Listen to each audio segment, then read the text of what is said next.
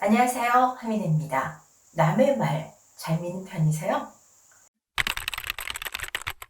보통 두 가지를 꼽죠.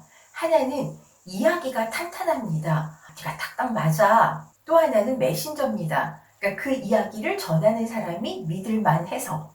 사실 우리는 의심 많은 사람 안 좋아하죠. 맨날 속고만 살았나? 그런데 세상이 달라졌습니다.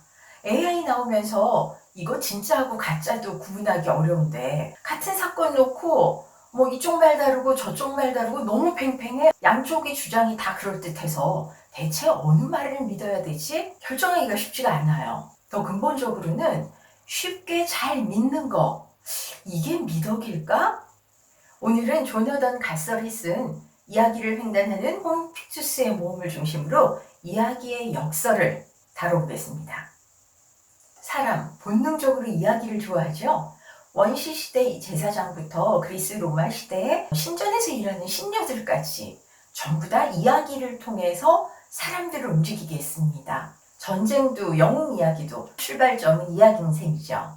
사피엔스를 쓴 유발 하라리는 이야기 덕분에 문화가 생겨났다. 이야기야말로 집단 생활을 유지하고 집단 목표를 달성하는데 아주 효율적인 수단이었다. 이건 사람들이 이야기를 마치 연장처럼 쓰더라. 그런 의미로 인간을 호모픽투스라고 부르죠. 사람이 이야기를 좋아하는 이유는 이야기를 들으면 머릿속으로 상상을 하게 되고 지금 현실에서 자기 자신을 이 상상의 세계로 이동시키기 때문이라 그래요. 마치 시뮬레이션 같은 거죠. 가상의 것이 현실처럼 느껴집니다. 우리 왜 역술인 얘기도 하잖아요. 학교 다닐 때 나 어디 갈 거라 그랬어. 그래서 돈도 많이 벌 거라 그랬어. 사실 이런 미래의 실현이라는 건 본인이 그 이야기를 믿고 열심히 노력을 한 덕분이지 그 이야기 자체가 미래를 실현시켜 준 건 아니죠. 바로 이런 걸 서사 이동이라고 합니다. 서사, 그러니까 무슨 일이 일어났는가, 그냥 현상의 변화인데 감정이 덧붙여지게 됩니다. 있는 그대로 받아들이지 않게 됩니다. 이야기로 접근하면 크게 신중하거나 증거를 들이밀지 않아도 설득 효과가 상당히 좋죠. 이 이야기가 비즈니스 영역으로 넘어오면 이른바 스토리텔링이 되죠. 경영, 마케팅 부분에서는 아마 최근 10년 동안 가장 핫한 이슈가 이 스토리텔링이 아니었나 싶은데요. 보랏빛 소가 온다를 쓴 세스 고딘은 널리 퍼질 이야기를 상품에 붙이지 않으면 당신은 도태될 것이다. 현대로 오면서 이야기는 훨씬 거대한 힘으로 인정받으면서 대체 이걸 어떻게 어디에다 써야 될까 하는 연구 대상이 되기도 합니다. 그런데 이야기라는 게 좋은 점만 있는 건 아니에요. 이야기를 소비하는 사람한테 부정 편향이 있거든요. 아주 신기하게도 좋은 이야기, 행복한 이야기 이런 것보다는 뭔가 좀 부정적이고 자극적이고 이런 이야기에 귀를 더 기울입니다. 잘 아시겠지만 이 감정엔 두 가지가 있어요. 활성화 감정과 비활성화 감정. 활성화 감정의 대표적인 건 분노와 불안인데요. 뭔가 이렇게 급하게 행동을 해야만 할 것 같이 만듭니다. 이 심박수가 막 오르죠. 그리고 혈압도 올라요. 호흡도 빨라지고요. 비상사태를 대비해서 움직일 준비를 하는 겁니다. 비활성화 감정의 대표적인 건요. 좌절하고 또 만족하는 것도 해당이 돼요. 그러니까 일단 동적이지 않죠. 왜 우리가 좌절하면 이불 쓰고 일단 숨잖아요. 사람은 활성화 감정을 좋아합니다.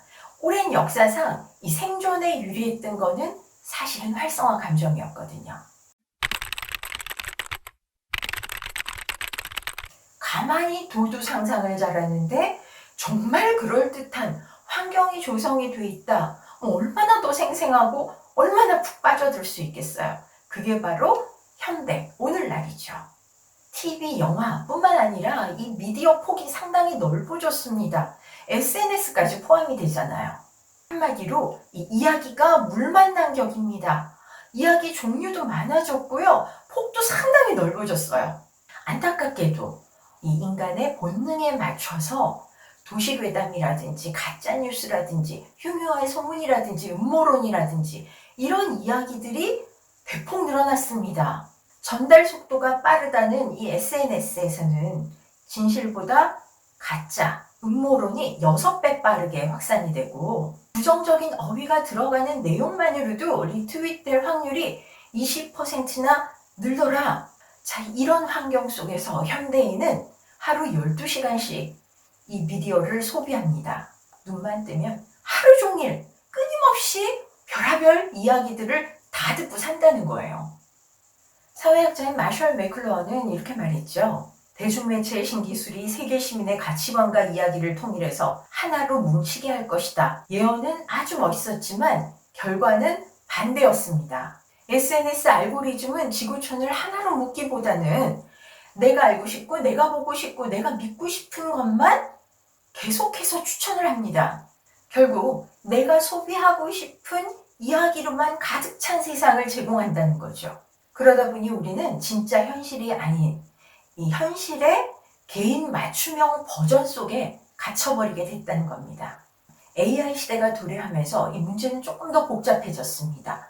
대화를 사람하고만 하지 않아요. 우리 왜 챗GPT하고 대화하는 사람, 심지어 AI와 사랑에 빠졌다라는 사람까지 등장했잖아요.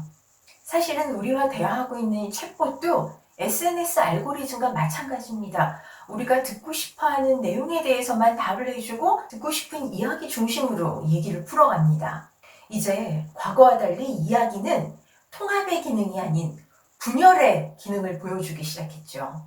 SNS로 다른 사람하고 얘기를 하든 챗봇과 대화를 나누든 간에 우리는 점점 더 자기화된 작은 세계에 갇히게 됐다는 겁니다. 그리고 다른 사람과는 점점 더 강하게 분리가 된다는 거죠. 진짜야 가짜야 이 구분이 쉽지 않은 세상을 삽니다.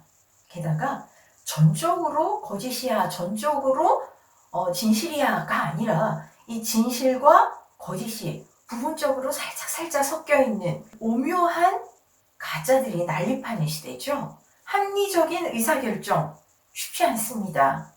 자, 우리는 어떻게 해야 현명해질 수 있을까요? 저자인 조너던 갓설의 주장 아주 단순합니다. 의심하는 습관을 가져라. 의심하면 신중해지죠. 내가 정말 정확하게 알고 있을까? 이렇게 생각하는 근거는 뭐지? 이 과학적인 태도를 보이게 되죠. 과연 내가 생각하는 게 맞을까? 자기 생각에 의심을 품으면 자신의 주장에 대해서도 겸손해집니다. 내가 확실하지 않다, 상대방도 확실하지 않다, 그러면 대안은 어떤 게 있을까? 이 대안적인 관점에도 너그러워집니다. 이야기의 90%는 감정이죠. 저자는 주장합니다. 의심하는 세상, 훨씬 더 나은 세상이다. 어떠세요? 매사 그냥 있는 대로 다 믿는 순둥이보다는 조금 까탈스럽고 까다로운 의심쟁이가 돼보는 것도 괜찮지 않을까요? 저는 더 좋은 내용으로 곧 다시 찾아뵙겠습니다. 좋아요와 구독, 알림 설정 부탁드립니다. 고맙습니다.